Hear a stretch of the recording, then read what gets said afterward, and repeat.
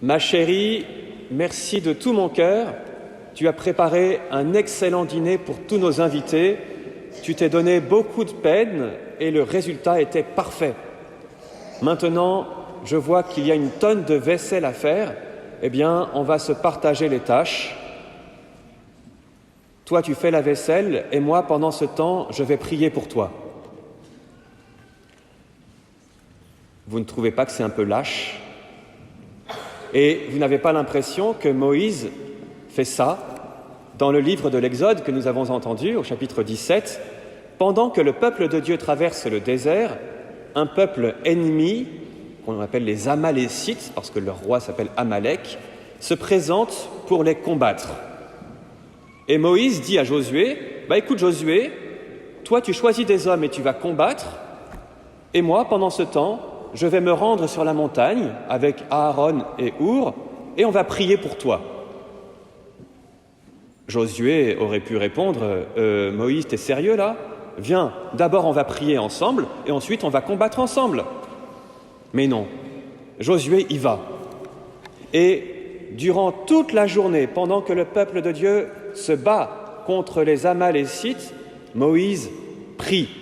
Et il prie les bras étendus, comme ça. Mais à un moment, ses bras se font lourds, et chaque fois que ses bras tombent, son peuple perd du terrain. Alors que quand Moïse arrive à redresser les bras et qu'il tienne bon, son peuple gagne. Mais c'est tellement dur de rester longtemps dans cette position que Aaron et Our lui soutiennent les bras. Et à la fin, c'est le peuple de Dieu qui a gagné. Tout ça pour dire quoi ? Tout ça pour dire que la prière aussi est un combat.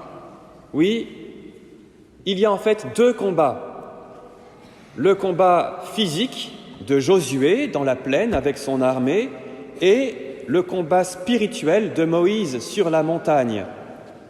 Quand Moïse monte sur la montagne pour prier, il ne déserte pas le combat, il ne fuit pas. Au contraire, il va entrer dans un autre combat. C'est exactement ce que dit Jésus dans l'Évangile selon saint Luc, au chapitre 18, que nous venons d'entendre. Il prend l'exemple d'une pauvre veuve qui insiste auprès d'un mauvais juge pour qu'il lui rende justice. Et le juge finit par lui rendre justice parce que la dame lui casse la tête. Alors Jésus dit, si un mauvais juge est capable de rendre justice à une pauvre veuve juste parce qu'elle lui casse la tête, eh bien vous aussi, insistez auprès de Dieu pour qu'il vous rende justice. Oui, la prière est un combat. C'est un combat parce qu'on a tellement de choses de mieux à faire. Et la prière peut apparaître comme une perte de temps. C'est un combat parce que quand on prie, beaucoup de distractions se présentent et nous empêchent d'être vraiment concentrés. C'est un combat parce qu'on a l'impression que la prière ne change rien. Une maman a prié toute l'année pour le bac de son fils et finalement, il ne l'a pas eu. Alors elle me dit, j'ai prié toute une année pour rien. La prière est un combat parce que parfois, on ne sait pas quoi dire à Dieu. La prière est un combat parce que pile au moment où on s'y met, on pense à un truc urgent qu'il faut absolument faire maintenant. Ou alors, on reçoit une notification, ting, qui nous fait perdre 5 minutes au moment même où on allait se mettre à prier.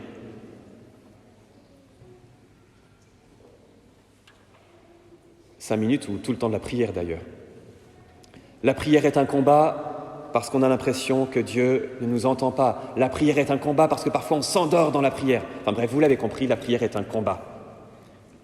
Alors, ne soyons pas des lâches. Ne fuyons pas ce combat de la prière. Et ça paye. Grâce à la prière de Moïse, Dieu a donné la victoire à Josué. Et Jésus aussi l'a promis. Dieu fera justice à ses élus qui crient vers lui jour et nuit. Ne vous découragez pas dans la prière, priez sans cesse. Dieu fera justice. Mais attention, Dieu n'est pas ce super policier qui vient pour régler tous nos problèmes. Dieu fait justice dans la Bible, ça veut dire quelque chose de bien particulier. Ça veut dire que Dieu ajuste. Dieu ajuste mon cœur à sa volonté. Pourquoi donc insister dans la prière? Est-ce que c'est pour que Dieu change d'avis? Vous pensez vraiment que la volonté de Dieu puisse être mauvaise et qu'à force d'insister, il va changer d'avis? Mais non, tout ce que Dieu veut est bon. Donc le but de la prière, ce n'est pas que Dieu change d'avis, c'est plutôt qu'il change mon cœur. Si je me rapproche vraiment de lui avec un cœur sincère, si j'insiste, il finira bien par changer mon cœur à moi. Si je dure dans la prière, c'est mon cœur qui va changer. Oui, Dieu va faire justice. Il va ajuster mon cœur à sa volonté pour que je finisse par penser comme lui, par vouloir comme lui et finalement par lui demander ce qu'il veut me donner. Alors deux conseils pour mener ce combat. D'abord, faites-vous aider. Vous l'avez remarqué, Moïse, sur la montagne, quand il n'en peut plus dans la prière, quand ses bras tombent, il se fait aider par Aaron et Our qui lui soutiennent les bras. Eh bien, nous aussi, nous avons besoin d'être soutenus dans le combat de la prière. Nous avons besoin d'être soutenus par nos amis, par nos frères et sœurs. Moi, quand je suis en galère, j'ai un petit réseau d'amis, j'envoie, vous le savez, je vous l'ai déjà dit, juste un petit SMS, PPM, qui veut dire « Prie pour moi ». Et c'est tout, je ne m'explique pas davantage. Quand mes amis reçoivent ce SMS « Prie pour moi », eh bien, ils prient pour moi, tout simplement. Et inversement, quand je reçois PPM, tout de suite, je fais la prière à ceux qui me le demandent.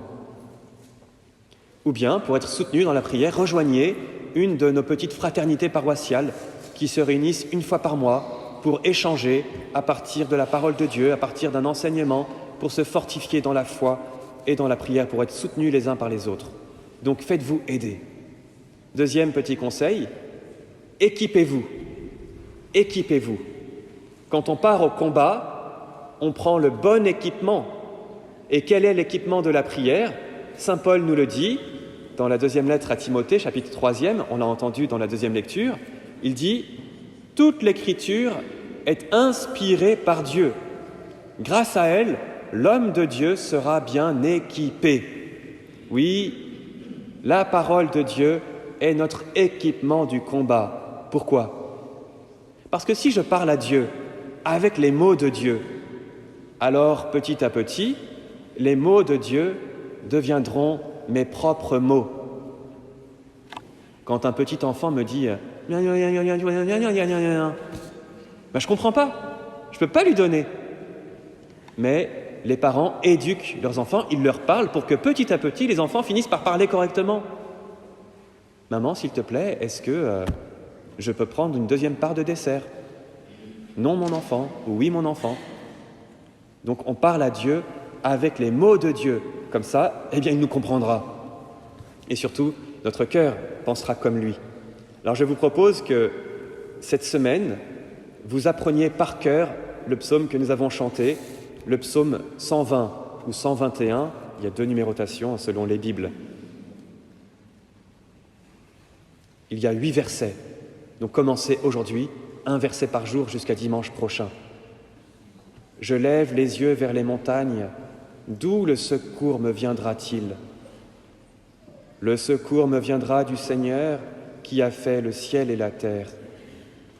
Qu'il empêche ton pied de glisser, qu'il ne dorme pas ton gardien. Non, il ne dort pas, ne sommeille pas, le gardien d'Israël. Le Seigneur ton gardien, le Seigneur ton ombrage, se tient près de toi. Le soleil pendant le jour ne pourra te frapper, ni la lune durant la nuit. Le Seigneur te gardera de tout mal, il gardera ta vie. Le Seigneur te gardera au départ et au retour, maintenant à jamais. Voilà, apprenez-le par cœur, un verset par jour. Et pas seulement par la tête, apprenez-le par cœur. Prenez un verset et faites descendre chacun des mots dans votre cœur pour que ça finisse par être une intime conviction. Le Seigneur te gardera de tout mal, il gardera ta vie. Répétez-le pour que ce soit une conviction du fond de votre cœur. Et ça sera le début de votre changement intérieur. Oui, pour mener donc le combat de la prière, premièrement, faites-vous aider par des amis. Deuxièmement, parlez à Dieu avec les mots de Dieu. Et Dieu, le juste juge, s'occupera du reste. Au nom du Père et du Fils et du Saint-Esprit. Amen.